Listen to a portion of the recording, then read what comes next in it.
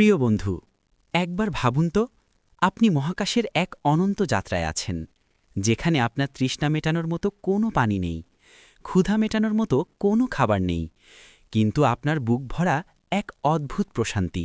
কেন?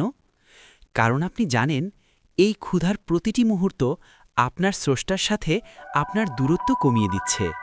আমরা কি কেবল না খেয়ে থাকাকেই রোজা ভাবি?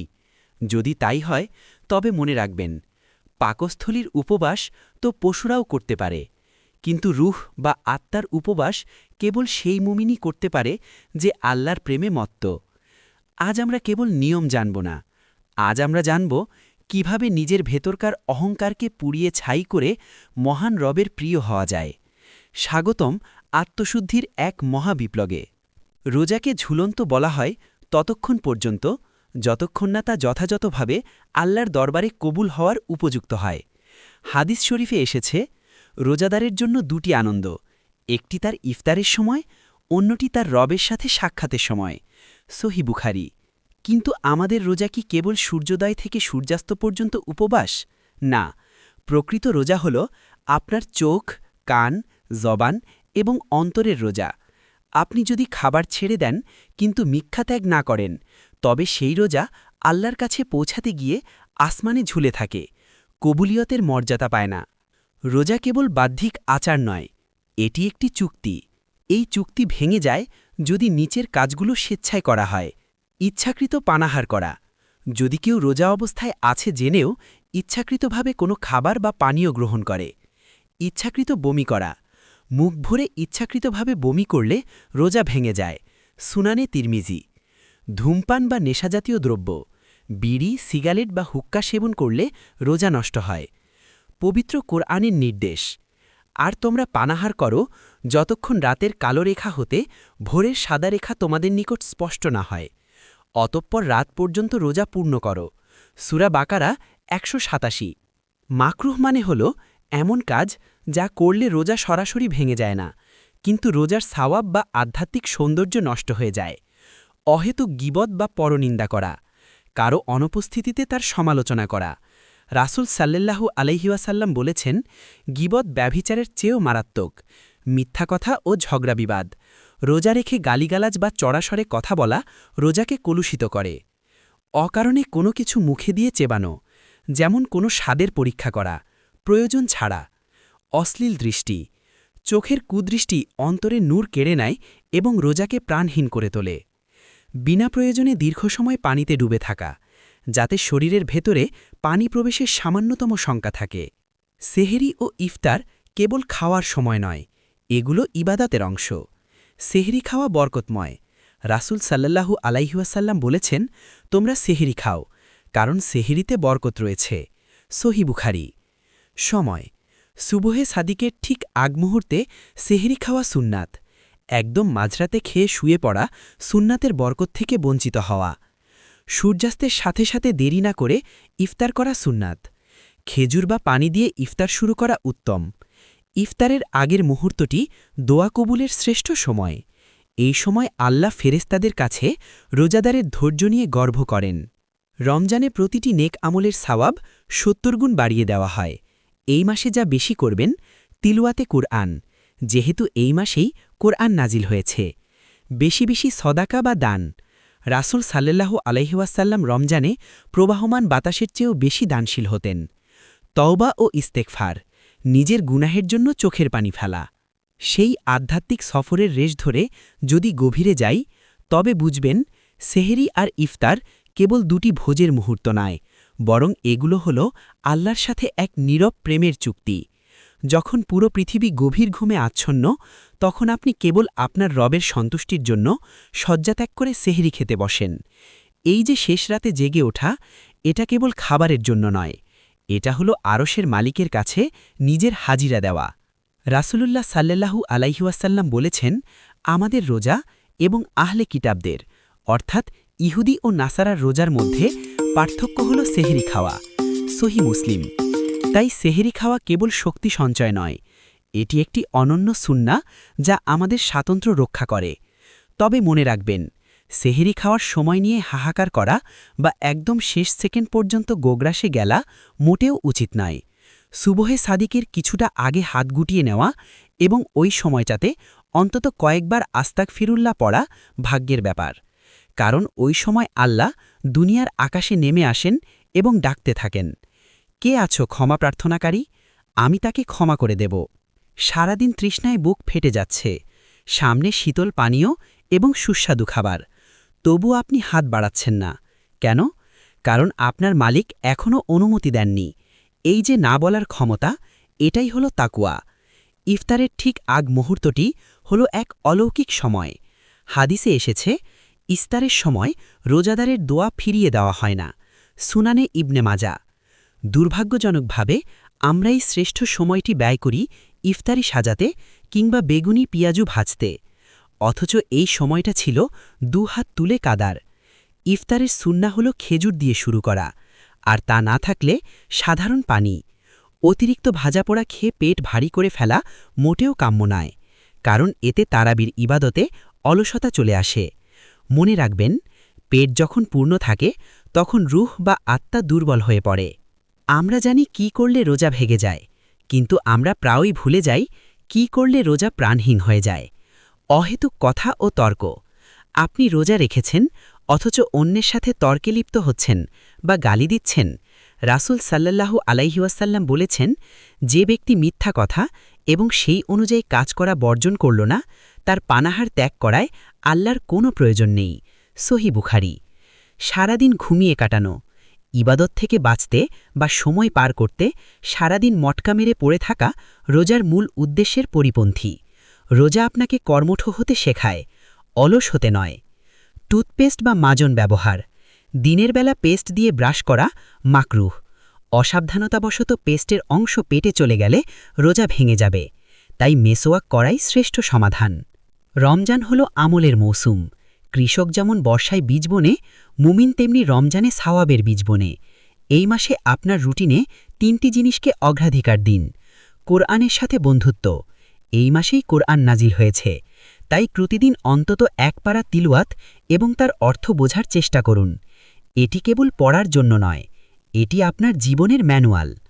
দান সদাকার প্লাবন। আপনার জাকাত এবং নফল সদাকা এই মাসেই বেশি করুন। মনে রাখবেন, রমজানে একটি নফল ইবাদত অন্য মাসের একটি ফরজের সমান সওয়াব টেনে দেয়। শেষ দশকের প্রস্তুতি। রমজানের আসল রত্ন হল লাইলাতুল কদর। এটি হাজার মাসের চেয়েও উত্তম। তাই মাসের শুরু থেকেই নিজেকে এমনভাবে গড়ে তুলুন যাতে শেষ দশকে আপনি ইতেকাফ বা রাত জেগে ইবাদতের শক্তি পান। আপনার রোজা যেন আসমানে ঝুলে না থাকে, সেজন্য সদাকাতুল ফিতর আদায় করা জরুরি।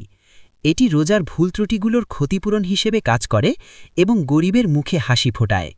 রোজা কেবল না খেয়ে থাকা নয়, রোজা হলো নিজেকে রিপ্রোগ্রাম করা। আপনার চোখ যেন হারাম কিছু না দেখে, আপনার কান যেন গান বা গীবত না শোনে, আপনার হাত যেন কারো ক্ষতি না করে, তবেই আপনার রোজা হবে সার্থক। রোজার এই পবিত্র সফরে যখন আপনি ক্লান্ত হবেন, তখন মনে মনে বলবেন, হে আল্লাহ, এই ক্ষুধা আমার নয়, এটি আপনার দেওয়া এক পরীক্ষা, যার পুরস্কার আপনি নিজ হাতে দেবেন। রমজানের এই আধ্যাত্মিক সফরের শেষ প্রান্তে এসে যখন আমরা দাঁড়াই, তখন হৃদয়ে এক অদ্ভুত ব্যাকুলতা কাজ করে। এই যে মাসব্যাপী ক্ষুধা, তৃষ্ণা আর রাতের দীর্ঘ ইবাদত, এসবের মূল লক্ষ্য কী ছিল? এর লক্ষ্য ছিল আমাদের ভেতরের মানুষটাকে জাগিয়ে তোলা। আল্লাহ সুবহানাহু ওয়া তাআলা সূরা বাকারায় বলেছেন, হে ঈমানদারগণ, তোমাদের ওপর রোজা ফরজ করা হয়েছে, যেমন ফরজ করা হয়েছিল তোমাদের পূর্ববর্তীদের ওপর, যাতে তোমরা তাকওয়া তথা খোদাভীতি অর্জন করতে পারো। সূরা বাকারা 183। অর্থাৎ রোজা কেবল একটি বার্ষিক প্রথা নয়, এটি একটি রিফ্রেশার কোর্স, যা আমাদের শিখিয়ে দিয়ে যায় কিভাবে পরবর্তী 11টি মাস আল্লাহর অনুগত হয়ে বাঁচতে হয়। রমজানের শেষ 10 দিন হল মুক্তিনামা পাওয়ার সময়। রাসূলুল্লাহ সাল্লাল্লাহু আলাইহি ওয়াসাল্লাম এই শেষ দশকে ইবাদতের জন্য কোমর বেঁধে নামতেন এবং নিজের পরিবারকেও জাগিয়ে তুলতেন। সহিহ বুখারী। এই দশকের কোনো এক বিজোড় রাতে লুকিয়ে আছে লাইলাতুল কদর, যা হাজার মাসের চেয়েও শ্রেষ্ঠ। কল্পনা করুন, একটি রাত ইবাদত করলে আপনি ৮৩ বছর ৪ মাস ইবাদতের সওয়াব পাচ্ছেন। এই রাতে আমাদের উচিত বেশি বেশি এই দোয়াটি পড়া, যা রাসূল সাল্লাল্লাহু আলাইহি ওয়াসাল্লাম হযরত আয়েশা রাদিয়াল্লাহুকে শিখিয়েছিলেন। আল্লাহুম্মা ইন্নাকা আফুন তুহিব্বুল আফওয়া ফাফু আন্নি। হে আল্লাহ, আপনি ক্ষমাশীল, আপনি ক্ষমা করতে ভালোবাসেন, তাই আমাকে ক্ষমা করুন। এই রাতে যার চোখ থেকে অনুতপ্ত অশ্রু ঝরবে তার ঝুলন্ত রোজা আর ঝুলে থাকবে না, বরং তা কবুলিয়তের ডানায় ভর করে আরও সে আজিমে পৌঁছে যাবে। মানুষ হিসেবে আমাদের রোজা পালনে অনিচ্ছাকৃত অনেক ভুল হয়ে যায়। কখনো হয়তো মুখ ফসকে কোনো অপ্রয়োজনীয় কথা বেরিয়ে গেছে, কখনো বা ইবাদতে সামান্য গাফিলতি হয়েছে। এই ছোটখাটো ত্রুটিগুলো দূর করতেই আল্লাহ সাদাকাতুল ফিতর বা ফিতরা ওয়াজিব করেছেন। হাদিস অনুযায়ী রাসূলুল্লাহ সাল্লাল্লাহু আলাইহি ওয়াসাল্লাম সাদাকাতুল ফিতরকে অপরিহার্য করেছেন রোজাদারের অনর্থক কথাবার্তা আর অশ্লীলতা থেকে পবিত্র করার জন্য এবং অভাবী লোকদের খাদ্যের ব্যবস্থার জন্য। সুনানে আবু দাউদ। তাই ঈদের নামাজের আগেই এই হক আদায় করুন, যেন আপনার পাশাপাশি সমাজের বঞ্চিত মানুষগুলোও সেদিন একবেলা তৃপ্তি ভরে খেতে পারে। রমজান চলে যাওয়া মানে ইবাদত শেষ হয়ে যাওয়া নয়। রমজানের শিক্ষা হল যে মুখ দিয়ে আপনি দিনের বেলা হালাল খাবার স্পর্শ করেননি, সেই মুখ দিয়ে যেন রমজান পরবর্তী জীবনে কখনো হারাম উপার্জন বা মিথ্যা কথা প্রবেশ না করে। যে চোখ দিয়ে আপনি রমজানে কুরআন তেলাওয়াত করেছেন, সেই চোখ যেন অন্য মাসে পাপে লিপ্ত না হয়। প্রিয় বন্ধু, রোজার শেষে যখন শাওয়ালের চাঁদ উঠবে, তখন যেন আমাদের হৃদয়ে এই আফসোস না থাকে যে হায়, আমি তো রমজান পেলাম কিন্তু ক্ষমা পেলাম না। রাসূল সাল্লাল্লাহু আলাইহি ওয়াসাল্লাম অভিশাপ দিয়েছেন ওই ব্যক্তিকে যে রমজান পেল অথচ নিজের গুনাহ মাফ করিয়ে নিতে পারল না। তাই আসুন এই পবিত্র মাসের প্রতিটি মুহূর্তকে পুঁজি করি। সেহেরি থেকে ইফতার, তারাবি থেকে তাহাজ্জুদ, সবকিছু যেন কেবল লোক দেখানো না হয়ে লিল্লাহিয়াত বা একমাত্র আল্লাহর জন্য হয়। আপনার উপবাস যেন কেবল পেট পর্যন্ত সীমাবদ্ধ না থেকে আত্মা পর্যন্ত পৌঁছে যায়। দিনের আলোতে তৃষ্ণার্ত থাকা সহজ, কিন্তু অন্তরের তৃষ্ণা মেটানো কঠিন। সেই তৃষ্ণা কেবল মিটতে পারে আল্লাহর স্মরণে। রমজান আমাদের সেই পথই দেখায়। আল্লাহ আমাদের প্রত্যেকের রোজা, ইবাদত এবং অশ্রুকে কবুল করে নিন। আমাদের দান করুন এমন এক জীবন যেখানে প্রতিটি দিনই হবে রমজানের মতো পবিত্র এবং প্রতিটি রাত হবে কদরের মতো মহিমান্বিত। প্রিয় বন্ধু, হৃদয়ের গভীর থেকে আল্লাহর আরশ পর্যন্ত পৌঁছে যাওয়ার মতো এক আকুল আবেদন তুলে ধরছি। এই দোয়াটি আপনি বিশেষ করে ইফতারের আগে, সেহেরির শেষ সময়ে অথবা তাহাজ্জুদের জায়নামাজে বসে দুচোখের পানি ছেড়ে পড়তে পারেন। হে দয়াময়, পরম দয়ালু আল্লাহ, আমি আপনার সেই গুনাহগার বান্দা যে বারবার আপনার দেওয়া নিয়ামত ভোগ করেছে কিন্তু বারবার আপনার হুকুম অমান্য করেছে। আজ এই পবিত্র রমজানের ছায়াতলে দাঁড়িয়ে নিজের তৃষ্ণার্ত ছাতি আর ক্ষুধার্ত পেট নিয়ে আপনার দরবারে হাত পেতেছি। হে আল্লাহ, আমার এই রোজা যেন কেবল না খেয়ে থাকার উপবাস না হয়, একে আমার আত্মার খোরাক বানিয়ে দিন। হে আরশের মালিক, আমার চোখগুলো দিয়ে যা কিছু হারাম দেখেছি, আমার কান দিয়ে যা কিছু অপবিত্র শুনেছি, আর আমার এই জাবান দিয়ে যত গীবত আর মিথ্যা বলেছি, সেসবের কালিমায় আমার অন্তর আজ কয়লার মতো কালো হয়ে গেছে। আপনি তো আল গাফফুর, আপনি তো ক্ষমা করতে ভালোবাসেন। মেহেরবানি করে আপনার রহমতের বাড়িধারা দিয়ে আমার অন্তরের এই কালিমা ধুয়ে মুছে সাফ করে দিন। আমার ঝুলন্ত রোজাগুলোকে আপনার কবুলিয়তের আসমানে তুলে নিন। হে রিজিক দাতা, আপনি আমাদের সেহরি খাওয়ার তৌফিক দিয়েছেন, ইফতারের নেয়ামত দিয়েছেন, কিন্তু দুনিয়ায় কত মানুষ আজ এক ফোঁটা পানির জন্য হাহাকার করছে, কত শিশু ক্ষুধার জ্বালায় কাঁদছে। তাদের প্রতি আমাদের হৃদয়ে দয়া আর মমতা ঢেলে দিন। আমাদের রিজিকে বরকত দিন, যেন আমরা অন্যের মুখে অন্ন তুলে দিতে পারি।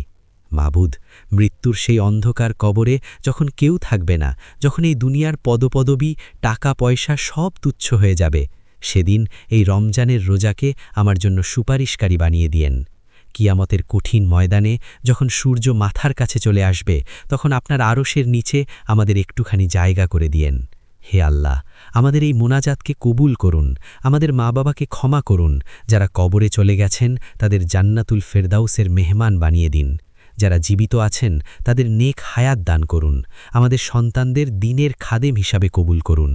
পরিশেষে হে রব, রমজান শেষে যখন শাওয়ালের চাঁদ উঠবে, তখন যেন আমরা নিষ্পাপ হয়ে ঈদ পালন করতে পারি। আমাদের কপালে যেন জাহান্নামের সিল না থাকে, বরং জান্নাতের সুসংবাদ থাকে। আপনি ছাড়া আমাদের আর কোনো আশ্রয় নেই। আপনি ছাড়া আমাদের কান্নার আওয়াজ শোনার কেউ নেই। আমাদের ফিরিয়ে দিয়েন না মাবুদ, আমাদের ফিরিয়ে দিয়েন না। আমিন ইয়া রাব্বাল আলামিন।